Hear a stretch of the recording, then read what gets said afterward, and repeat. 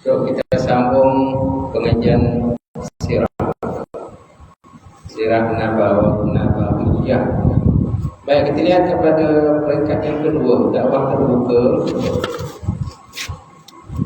103, surat 103, iaitu dakwah secara terbuka.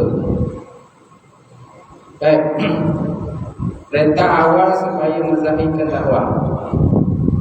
Ayat pertama yang turun berkenaan hal ini ialah firman Allah Subhanahu wa taala dalam Quran, wa anzir ashiratakal aqrabin.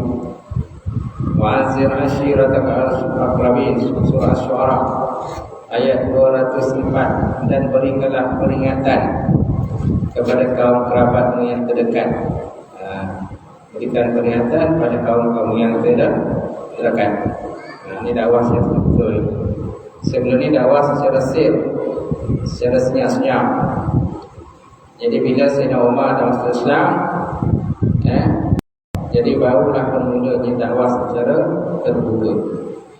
Bila dakwah terbuka ni, maka akan nampaklah siapa yang menentang, siapa yang tidak menentang, siapa yang pro dan siapa yang kontra, siapa yang musuh kepada Islam.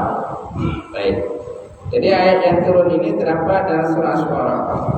Surah ini permulaannya menyebut kisah Nabi Musa alaihissalatu wassalam sejak dari mula kenabiannya hinggalah baginda berhijrah bersama kaum Bani Israel. Bersama kaum Bani Israel meninggalkan Bumi Mesir menuju ke Palestin.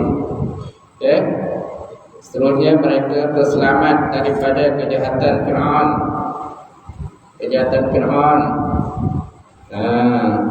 Dan kaumnya, sementara Fir'aun dan kaumnya tenggelamkan dalam laut.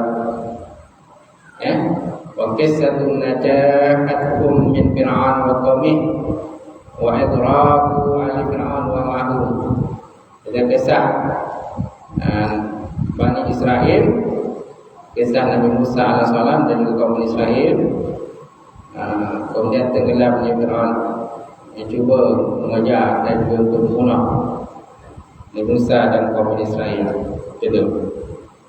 Jadi kisah ini melakoni sebuah peringkat yang dilakukan oleh Nabi Musa dalam menyampaikan dakwahnya kepada Fir'aun dan kaumnya kepada Allah Subhanahu wa taala. Jadi penulis berpendapat bahawa kisah yang panjang lebar ini diturunkan ketika baginda sallallahu alaihi wasallam diperintahkan untuk menyampaikan dakwah kepada kaumnya. Tujuannya ialah supaya di hadapan baginda dan para sahabatnya ada satu model ataupun modul lah, contoh role model tentang apa yang bakal mereka hadapi, seperti pendustaan